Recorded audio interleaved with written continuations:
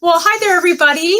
My name is Julie Allen. I'm the founder and director of Lead Up. We're located here in Lincoln, Nebraska, and it's my distinct pleasure to introduce you to Aubrey Shoemake, who's a program specialist with our program and has done all kinds of amazing things to help young people get ready for college. And we're with you this afternoon to talk a little bit about how to plan for college when there is no plan, when everything's kind of fallen apart. As we know, things have changed. Everything's changing daily. What does that mean for you if you're just graduating senior, or a new senior, someone who is now officially headed into their senior year? It's certainly been an interesting spring, I'm sure, with proms being canceled, school going online, deadlines changing, all of sort of the normal timelines and how they're supposed to traditionally go. That's all out the window. But we're here to tell you that there is absolutely no reason why you can't be moving forward, making those college plans, getting yourself situated and ready to take your next step. There's no reason at all. And we have lots of ideas and kind of tips to help you with that. So I think maybe, Aubrey, should we just start off with sort of where can you find information? How do you know what's going on? At schools you are either thinking about accepting, or schools that you're thinking about exploring. How do you know if anybody's there? Or are they accepting applications? Is it open? Can I register for my dorm, make my deposit? How do you know what's going on college campuses? Well, first you could always talk to your school counselor at your high school. They can definitely help you be in contact with anyone on a college campus that you're unsure of how to contact or who you need to contact. They're always a great resource. However, they're probably super busy, worrying about all the kids and what they're doing right now. So there are a lot of ways that you can connect with the college directly.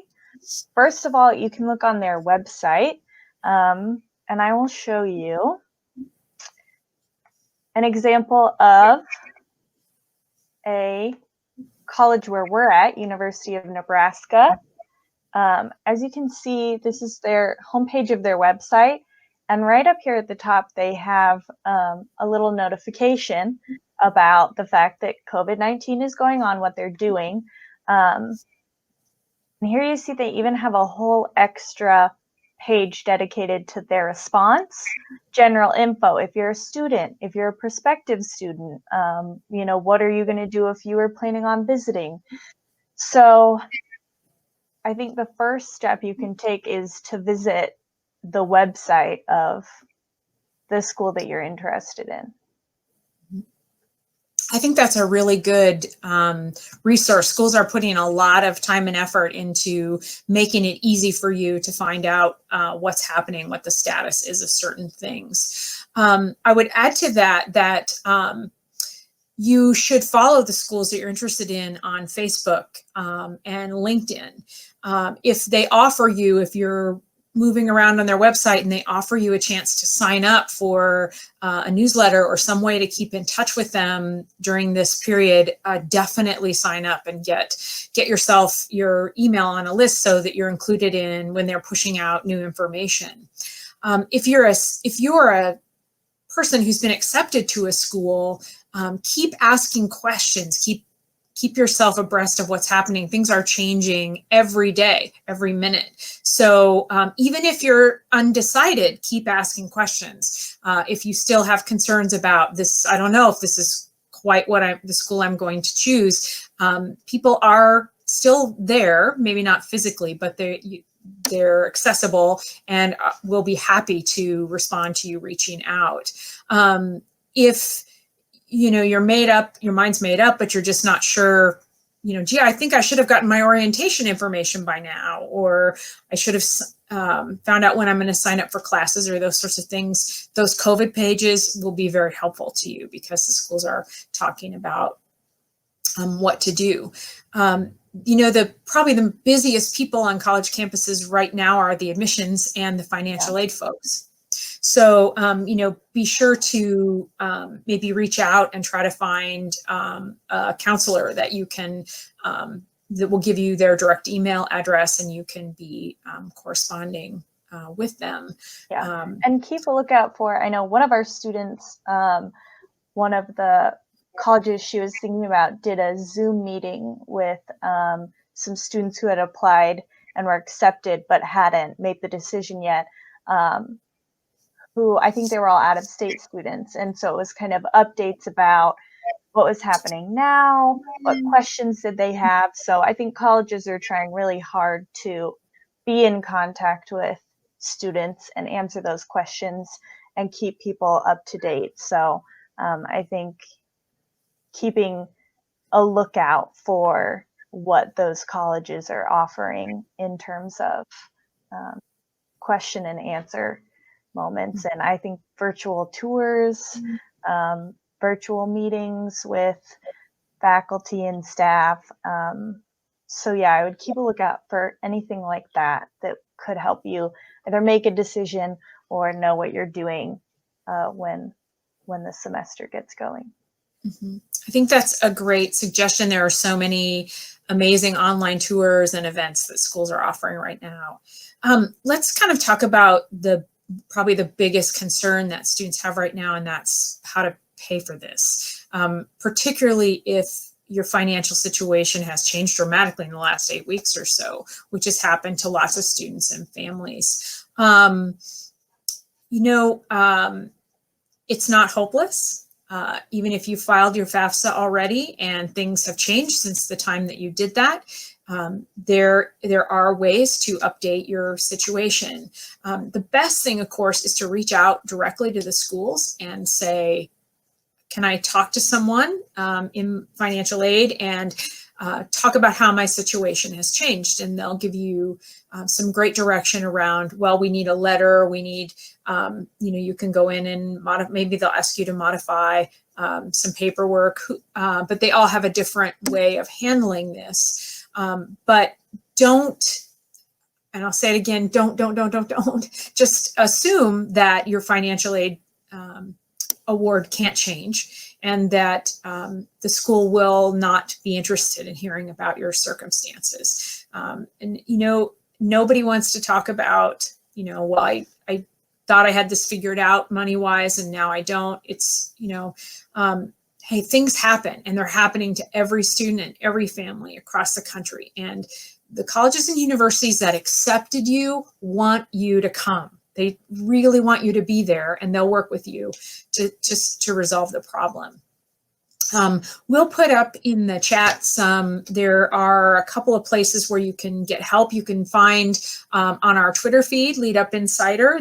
We have some resources there if you want to find out how to write an appeal letter, those sorts of things. But yeah, just don't assume that because your financial aid package was offered to you 8 weeks ago or 10 and your situation has changed dramatically, that you're just out of the running. That's set in stone. Yeah. I didn't learn until after college when I started working for Lead Up that you can make an appeal for your financial aid package. I thought that it was, here's what the package is, that's it, that's what we're giving you. So I don't think it's necessarily common knowledge that even if this weren't the situation happening, that has really changed a lot of financial circumstances. But, after this, if anything happens or changes, that this is a normal process that people can take advantage of. Mm-hmm. Absolutely. I'm so glad you mentioned that, because that information applies, year in, year out. There's always a way to revisit that. So please do.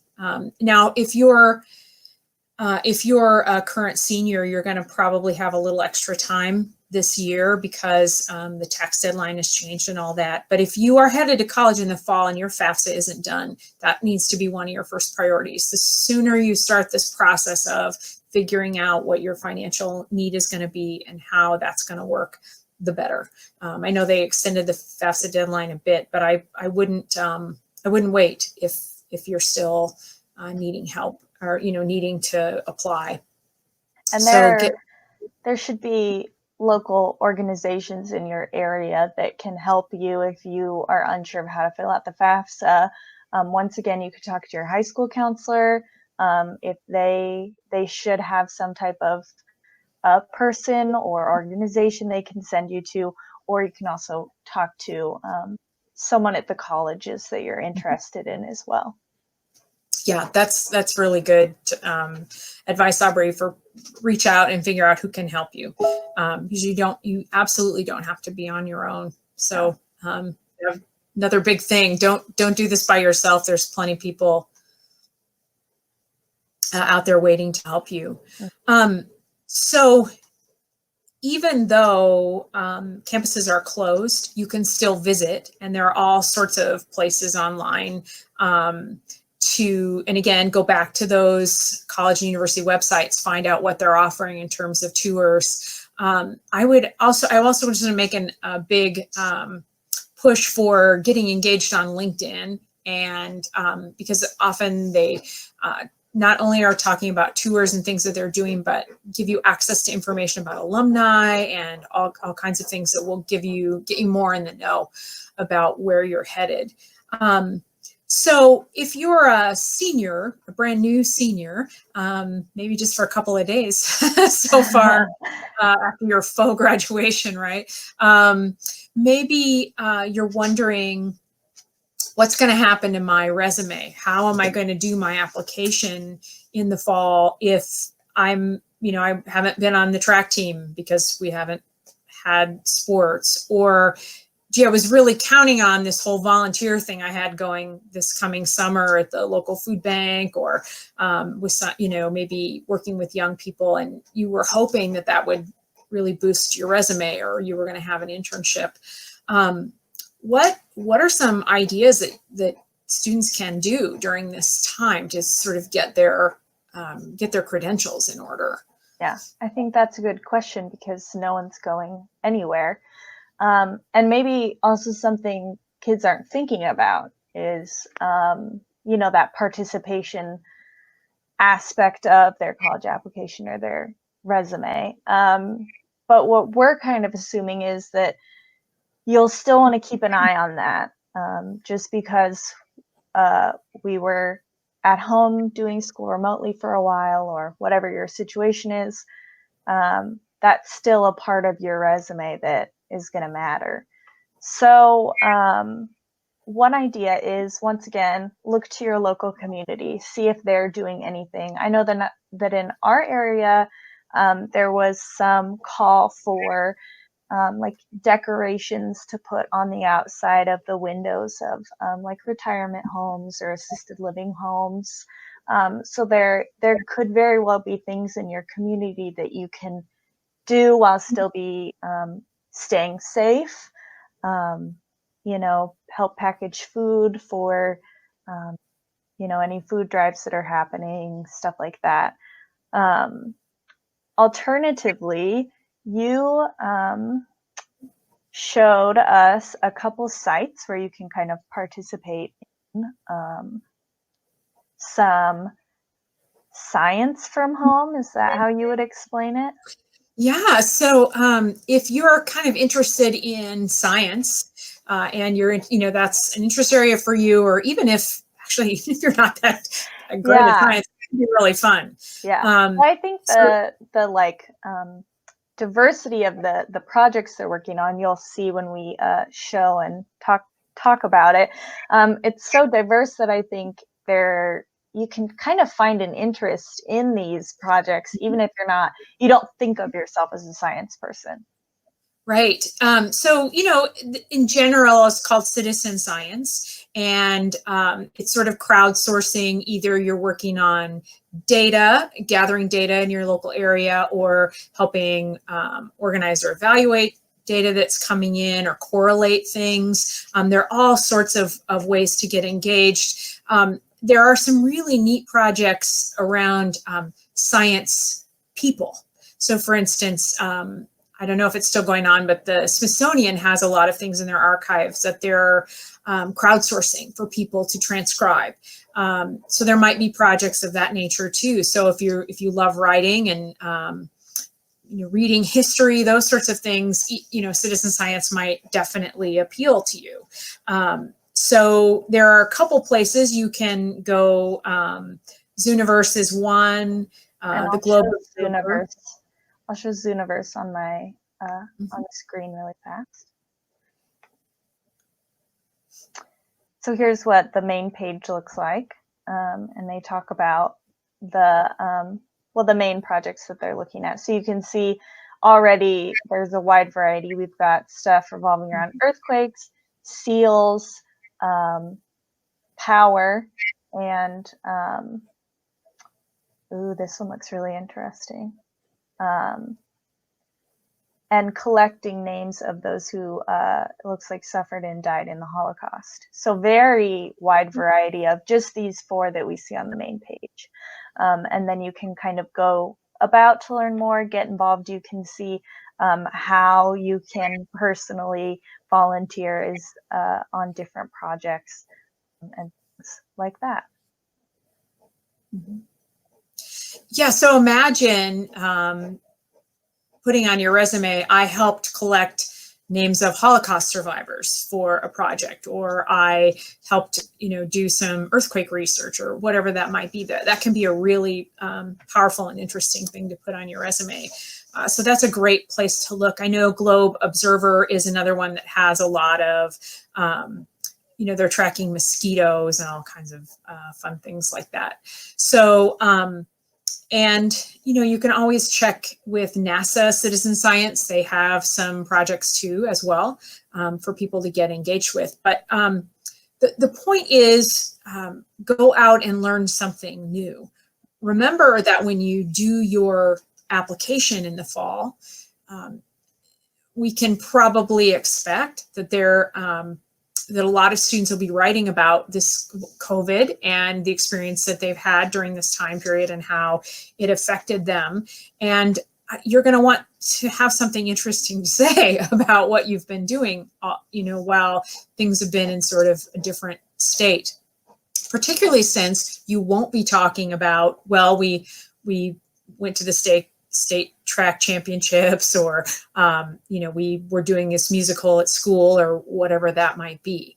And of course, remember that you can develop something on your own too. Maybe you'll just say, I think what I'm going to do is I'm going to contact one of those retirement places that Aubrey was talking about, and I'm going to get the names of 10 people who don't have a lot of family nearby, and I'm going to send them a postcard every couple of days, or I'm going to make phone calls, or whatever that might be. You can make up your own projects and have it be really interesting.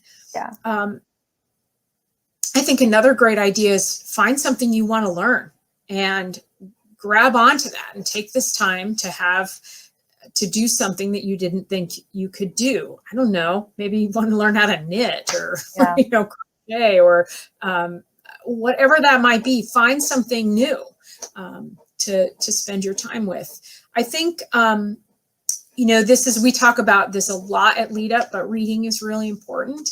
And, while you have a kind of a easier, I guess, less demanding schedule every day, because you don't have the normal life of a high school student's really busy. You're up early, you're off to school, and then involved in activities and jobs, and maybe you're not working as much right now and trying to juggle as much. So the perfect thing would be to spend some time reading.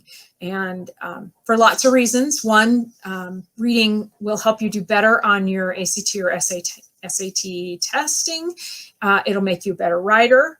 It'll give you something interesting to think about. What do they say? Reading is it's a way to travel when there's nowhere to go. Yeah. Certainly we're there, right? Yeah. And to get some other perspectives on what's happening, and certainly could be books, but you might also want to explore newspapers, magazines, anything that gets you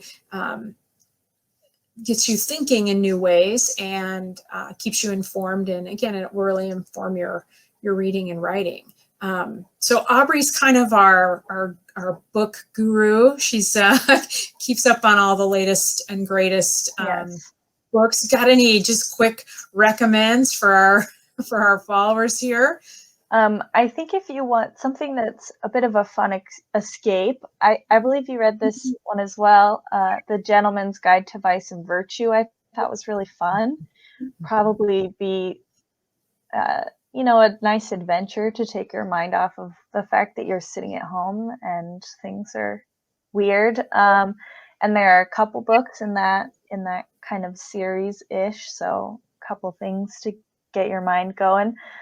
Personally, I'm rereading Frankenstein right now. I haven't read it for a while. I thought it was a nice time to think about, you know, humanity and what it means to be human and get back to all that stuff. So, you know, there's no one saying you have to read the classics. I know that there are, you know, certain classics we think you should read before you get to college. But something that interests you, you can certainly take this time. I think classics, I feel, take a little more effort usually and a little more time than, you know, your regular everyday fiction. So maybe you want to say, well, what did I do at this time? I tried to understand the classics and why people care about them and why we should, you know, care about them, why they've stuck around so long. You know, who cares about, I don't know, Pride and Prejudice, somebody getting married? You know, why does it matter? What does it mean more than just the surface? But I think anything you read right now would be nice. And there are so many institutions offering kind of free learning or visits or, you know, reading right now that you could read about, I don't know, fashion. I know there are fashion museums that I follow that are putting a lot of stuff up online. That's very exciting for me. Like you said, the Smithsonian is putting a lot of stuff online. So, you know, you don't, like you said, you don't even have to read a book. You can, if you're interested in history, that's there for you. Yeah, and I think now would be a great time to, I think book clubs can sometimes sound like a lot of work, but I think now would be a great time to, I don't know, maybe read something at the same time as your brother or your friend or your cousin and then just chat a little bit about it in whatever way you want to do that. And then you can say, you know, I started a book club during this so that I could stay connected to people. You know, I think not only will you have something to talk about, but it'll keep you, you know, grounded as a person too, staying connected with people, kind of having a task that you want to stick to or a goal or a hobby. So yeah, I think there are a lot of opportunities for whatever you want to read right now. And with the internet, talking about it, learning more about it, you know, maybe you read Frankenstein and you're like, why do people like this? Why do people care about this? Get on the internet and see if you can, you know, find a couple articles about why this book is such a big deal. I think that's something that I've been trying to do is with our students, but also for myself, is figure out what it is about classics that makes it a classic so that I can find some way to appreciate it or understand it, even if it wasn't my favorite thing in the world. So, you know, just trying to, not saying you have to then like the classic, but just try and keep an understanding of why people care, why it mattered in history. You know, that might help. I think that's a great thing to be thinking about as you go into college, where you will likely have to read some book at some point in time that you don't care about, that you don't think should be required reading. Is like, that's a very valid opinion to have. but make sure you have the context of why other people think that it's valuable. I think, one of the things we're trying to get at is to give you an outlet, right, of, to kind of stay active and mentally sharp, but also remember that this whole school thing, at some point you are going to be back in a college classroom, or, you're going to be in a classroom, whether you're going to be in your senior classroom or in a new college classroom. And this stuff is a muscle, right? It's you just have to keep exercising your mind and developing that rhetorical skill. This is, I want to talk about this and this is why and how I feel about it. So the more you can keep your mind sharp and keep engaging yourself and challenging yourself, I think the better off you'll be. I also, I loved your suggestion of, I know book clubs sound a little, like, yeah. Right. But, yeah. Who has a book club anymore? Yeah, I know. Yeah. But I do think ideas that allow you to stay connected to other people is really important right now. It's important no matter what, because being in this college journey can be really stressful.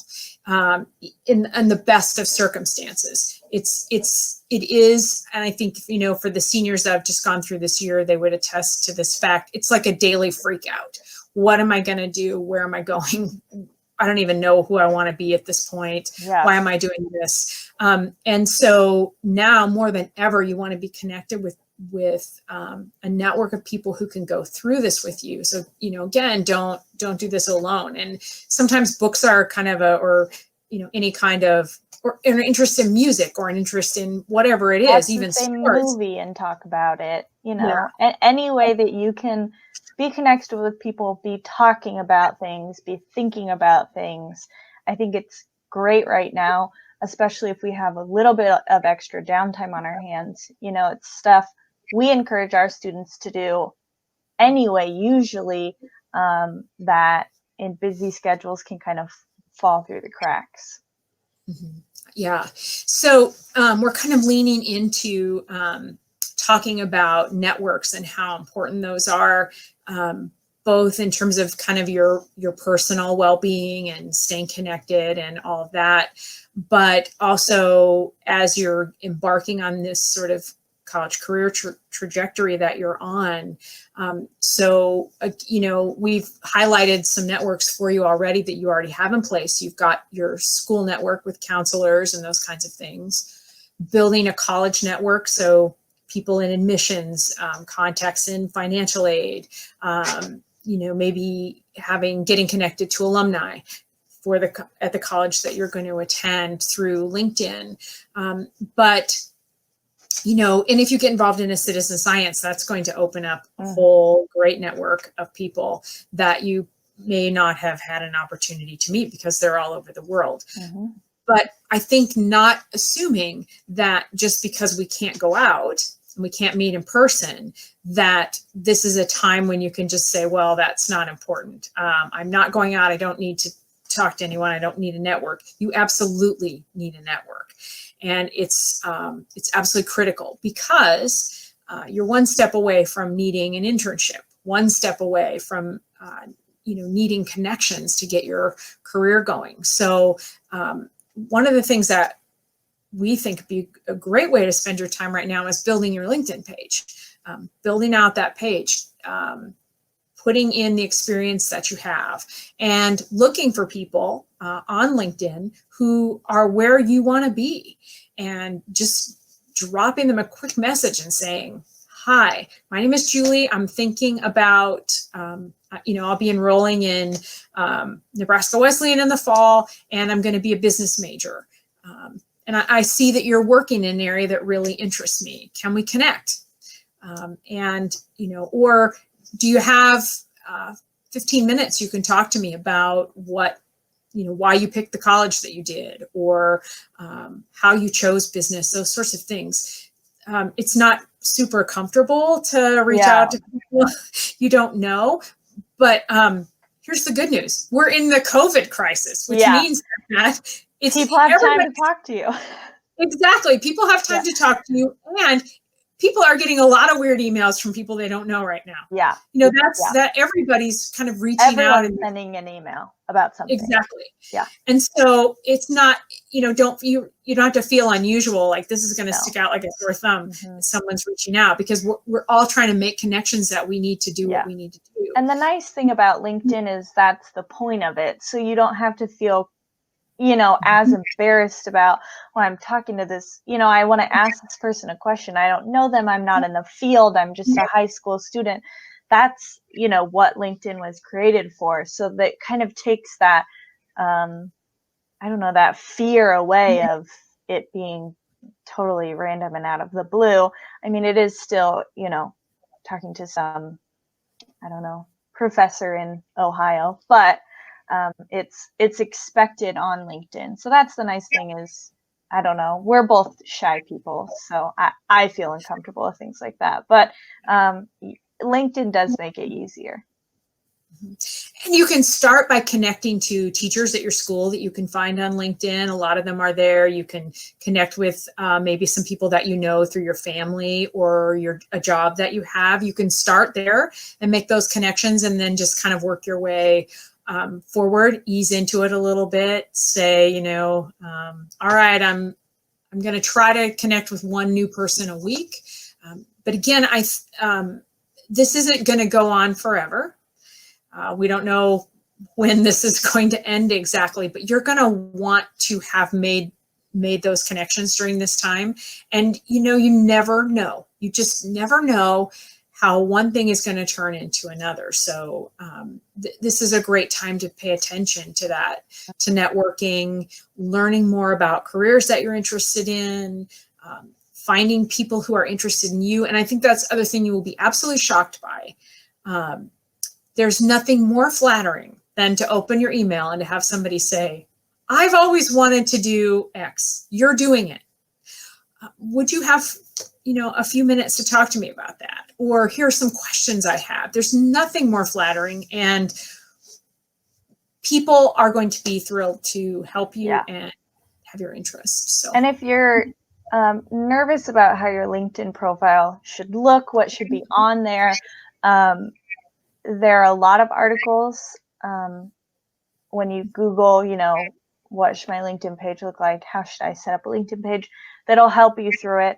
Obviously, you're in high school, so you're not going to have all of the, professional things.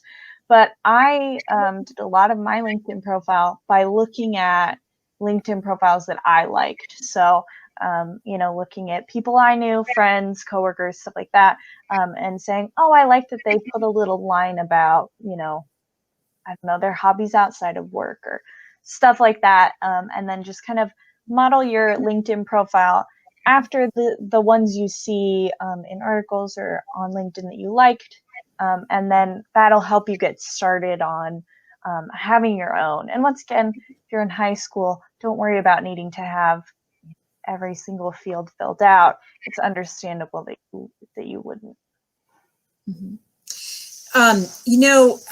LinkedIn is now, as people are applying for jobs, LinkedIn can substitute as a resume. If you don't want to go through the hassle of putting a resume together, get everything on your LinkedIn account and just share the account address. So you kind of get a 2-for-1 there, and you can update it very easily as things change and develop. You can change your picture or whatever you want to do. Yeah. So it's a good resource, and but now's the time to do that again, because as things move along, we're hoping that more and more things will become normal again, and you'll be rehearsing the school musical, until and you won't have time to think about your LinkedIn for a little bit. This is another thing we usually encourage our students to do that can fall through the cracks a bit just because you get so busy.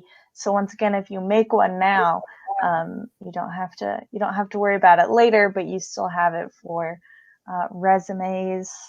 I know that a lot of colleges look at your LinkedIn when they're considering your application, stuff like that. So it's just a nice thing to have a little bit of extra time to work on. And it'll separate you too. It'll distinguish you if you've done some of done some of that work early. Well, if you're not working on your LinkedIn page and you've got your citizen science project all done, and it's not quite application time, but the other giant thing that students worry about in this part of the college process is, of course, the dreaded 3-letter nightmares, ACT and SAT. Okay, so here's the good news for all of you that were totally stressing about that. A lot of schools are doing a no test and having a no test option this year, meaning right now, because students, couldn't make that last administration and may be considering it for the next incoming class, so the class of 2021. But we don't know that, and their policy on that may evolve as things change. But in the meantime, this is probably not a bad time to pay attention to preparing for that. Again, it looks different than I'm going to take the test next Tuesday or a month from now. But that's another place that you want to bookmark and check in on are the SAT and ACT websites. When are tests going to be given? What is that? When do I need to register? All those things. Staying on top of that if you're pretty sure that you're going to need those scores. Yeah. And, Aubrey, is there any harm in a student preparing? I mean, what kind of things can you get out of preparing for a test, even if you end up if you don't take it? Yeah. Well, a lot of colleges, when you apply and are accepted, you have to take a math placement exam, which means you're going to need to remember some of the math as far back as geometry, algebra, those earlier maths that I had definitely forgotten about by the time that the ACT rolled around. So brushing up on math is not only good for the ACT, but when your math placement exam rolls around, so that you don't have to retake sections of math that you can prove or a lower level when you can actually be proficient in something higher. In terms of the other parts of the ACT, which is reading, English, and then the science part, which is largely a reading exam, it's never bad to practice those skills we were talking about earlier, which is reading comprehension, the rules of grammar, things that you're definitely going to need in college, because you're going to continue to have to write papers, read books or articles or textbooks and understand them, be able to summarize them, be able to explain the information and apply it to a lab that you're in for science, a presentation you have to do. In college, you're taking in information and articulating that same information in lots of different ways. So I think practicing that will never go to waste as you move into college. So yes, I think if I studied for the ACT and then didn't end up having to take it, I would have been I would have been very like, come on. But it's not, in the end, you're still developing skills, practicing your grammar, which I'm terrible with the rules of grammar, even though I was an English major. When it looks and sounds right, but you don't on paper know what the exact rule is. So stuff like that is in college never going to go to waste. I think, one thing I wasn't great at until even graduate school was reading instructions in tests. I was always, okay, this is probably going to tell you more than you want to know, but it seemed like I was always waiting until the last minute to prepare. Yeah, don't do that. That's it. But anyway, I was very much that way as a student, and as so many students are, and, would wait till the last minute, cram as much information into my head as possible, hope I could hold on to most of it until I got to the test. And often I didn't let it all go. Yeah. And then I didn't read the instructions very well sometimes because I was so concerned about, I just got to answer Getting questions all now. of it out. Mm-hmm. Yeah, because I'm probably only going to remember this for another hour. And I haven't slept for 3 days. So I think, that's another thing that the ACT or SAT really forces you to do, to get really good at what's the point of this question. Yeah. And so you can practice a little bit at that. And honestly, that's one of the keys to all test taking. It's just really understanding what it's asking you. Yeah. Exactly. And so that's another kind of practice thing. And the good news is this, if the test date is a ways off, you don't have that high stress kind of freak out thing around, I have 30 days to become an expert at this test. You can pick and choose. And yep. You can take it much more slowly so that you don't feel like everything is urgent. You can actually take the time to understand what you don't understand the skills that you're not feeling so confident with. And, normally our advice is always tackle those sections of the test that you feel least confident with first. So you spend your time there, not on things that you already know. But in this case, since you have more time, if you need a little boost, and you're just sure the math section is your deal, get in there and see, and pat yourself on the back and go, look, I would have practically aced this thing. Look how great I am at math. Yeah. And then you're a lot more confident. And again, when you write that college essay or fill out, all that information, you're talking to admissions people and they're saying, well, what have you been doing all summer? Or what did you do when you only had 2 classes when you were used to having 8? You'd say, well, I jumped into the ACT a little bit and spent some time there, found out some interesting stuff. Mm-hmm. And I think if someone sees that you were practicing for a test that you weren't even sure was going to happen, that's going to look good too, that you were trying to be prepared, even though you weren't sure how to be prepared, in this case. Mm-hmm.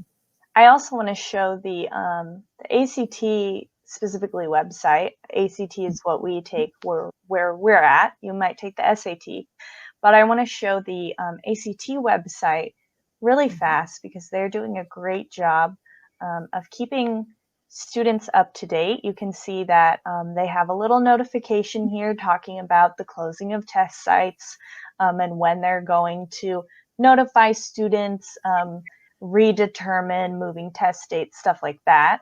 But they also have specific COVID-19 updates, kind of like college websites have. Here you can see specifically digital learning is one of the things that they're talking about. So right now is a great time to study for the ACT because they're giving you a lot of free resources that you wouldn't necessarily have at another time. So live events and webinars, extra resources for students, parents, educators, stuff like that, live and on-demand test prep, free ACT practice, stuff like that. So it's especially a good time to study when you consider, you're going to get a little extra out of your studying right now because there are more resources for you to do so. Mm-hmm. Yeah. Yeah. Again, we're definitely not ending this broadcast by talking about the ACT or the SAT. Yeah. It's got to end on something a little bit more interesting than that. Yeah, exactly. It's kind of a downer, but it is something that you want to pay attention to right now and consider how you can get ahead. Because if everything goes as we all wish, things will very quickly get back to the very hectic pace of being in school. And, but we do know that even if that happens, things will look a little different. So you want to be on top of all this stuff so you don't have this on top of that as well.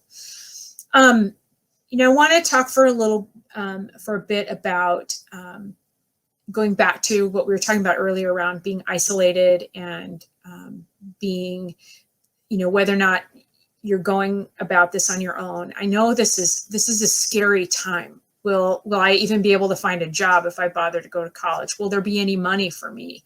We hear about, what if the economy crashes and, something happens with my family financial situation and all those things. The murder hornets. Oh, right, the murder hornets. Yeah.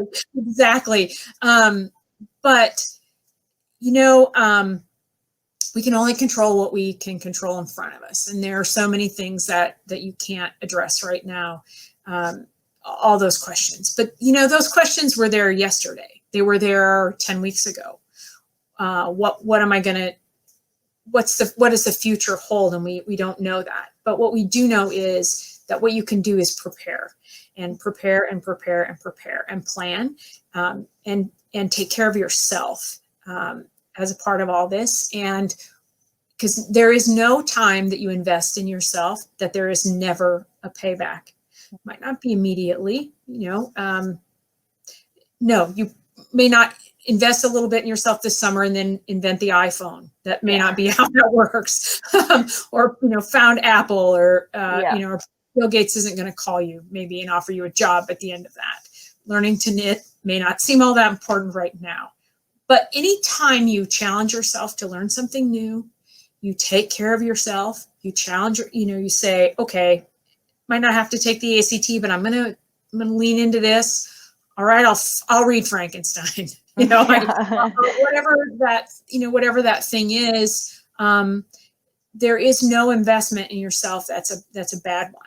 And I know you're really scared right now, but don't be afraid, because the people that are going to move forward here are the ones that keep moving themselves forward. And some of this stuff it will inevitably sort itself out. And there's always been money available for students that can't afford, just to write a check and pay for college. That money will still be there. Colleges and universities will still be there for your questions and to accept your applications and find ways for you to visit. And they'll figure out what this semester of remote learning means, what credits count for what. So try not to be concerned about those things, even though it is really uncertain, but know that there are people who are thinking about them, trying to figure them out, and who will help you take care of those things. I think, as we've said before, don't feel like you are on your own now more than ever. There have always been those resources there, like we said, but now more than ever, know that if you don't know how to complete the FAFSA, there's someone that you can talk to. And if you don't know who that exact person is, start with someone and they'll help you figure out who that person is. So don't feel like, oh, well, I don't know who I should ask. I can't ask anyone. Just try to find someone to ask, and Google it if you don't. I always just Google it if you don't know what else to do. Like Google UNL financial aid office, or whatever gets you closer. And someone will help you figure out who you need to contact, what the first steps are to take. I think putting a foot forward in some way, even if it is just Googling a random UNL email address that's a general one, will help you feel better in the end, because you'll have more information, you'll have someone to ask, you'll have someone to help you. So definitely put yourself in a position that you can receive help, and that you can try and make some plan, even though it feels like we can't make any plans at the moment. Yeah. I think your point about not stressing over your transcript right now is a good one. And I'm so glad you brought that up, because I'm sure you're wondering, maybe your school went to a pass-fail paradigm for this period of time, or maybe locally our schools allowed students to take the quarter grade as the whole semester grade. And how does that get explained then on your transcript when you don't have anything in that fourth quarter, box? Little box, yeah. Yeah. So what does that mean? Or maybe it was pass fail. How does that figure into your GPA and your class ranking and all those things that you're worried about? Yeah, we're all wondering how that's going to work Yeah. out across the national scale. But the truth is this, the colleges are working on it and your high school is working on it. And they're going to figure that out. So don't stress about how you're going to. The good news, if there is any, in a way, is that it's happening to everyone. So, on some level, we're all going to know that this is what happened. This is why it looks this way. This is why it has to be calculated into your GPA this way. Once again, there are people who are tackling that issue. That's not something that you have to take on yourself. Exactly. I think the last thing I wanted to mention in terms of some things that you can be doing right now is, and it kind of ties into your LinkedIn page and some other pieces and thinking about the application, is now is a good time to get down on paper everything that you're going to include in that application. Spend some time. Okay, what was I involved in my freshman year? What was I involved in my sophomore year? That's been a long time now. Yeah. Feels like forever, I'm sure, now that we've all been kind of stuck by ourselves. But it's a good time to get that stuff down, because again, let's hope that we get back into a good rhythm in the fall and you're going to be busy. And this won't be a time when you want to think about, at midnight. What was that class I took sophomore year? Yeah. Exactly. I think, closing this all out, we've talked a lot about how can you feel like you have some type of control over the situation, some type of plan moving forward. I think a great activity for kids to do, students, you're not kids, you're young adults, you're students. I refer to everyone as a kid, but for young people to be doing right now is even just making a checklist of, okay, here are the things I want to think about. Here are the things I want to try. Here, are the people I need to contact, whether that be, okay, I got to make sure I finish my FAFSA.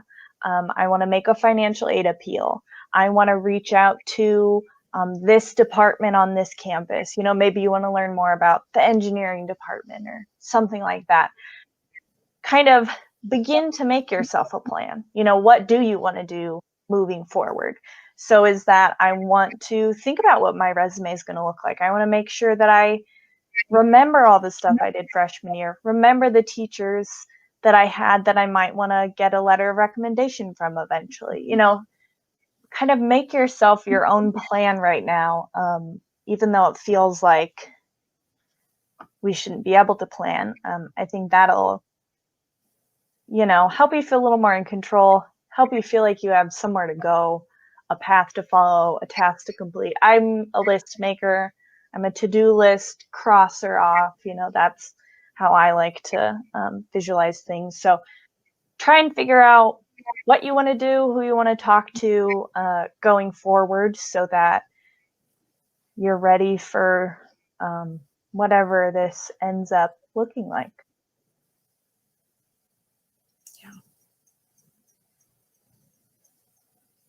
Always make a to-do list. That's my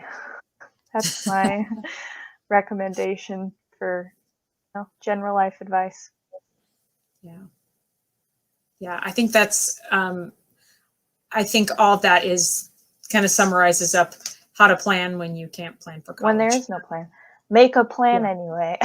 Decide there still is a plan. Yeah. Exactly. Make a plan anyway. Don't I guess our big message is don't give up, and don't assume that this is not going to work for you now that this is happening. We've given you a whole hour's worth of things that you can spend your time on that will move you forward, and in some ways to do that.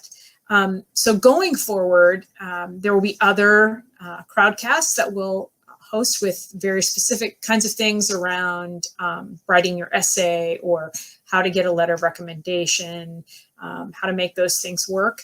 And if you want to follow along on our Facebook page, the Lead Up Facebook page will have information about that. Our Twitter account, which is Lead Up Insider on Twitter, those are places that you can find out about these things. We are going to pull together a Facebook group of brand new, so new seniors and rising seniors and college bound seniors to kind of answer your questions and create a community for you to ask questions and help one another, because connection now is so important, and we don't want you to be alone while you're running toward your future. So while you're making the plan, even when there isn't one. That's right. So thanks so much for joining us this afternoon. Thanks, Aubrey, for spending the afternoon. Yeah, it's been great to talk to you. Good luck, and go out there and get what you hope for and plan on and dream. So you can do this. Your future is not canceled. We believe in you. We've worked with a lot of kids, and there are a lot of difficulties that you face even when there's not a pandemic, but we hope that we can assist you through those and believe that you can all make it happen. Yeah. All right. Bye, everybody. Bye. Thanks.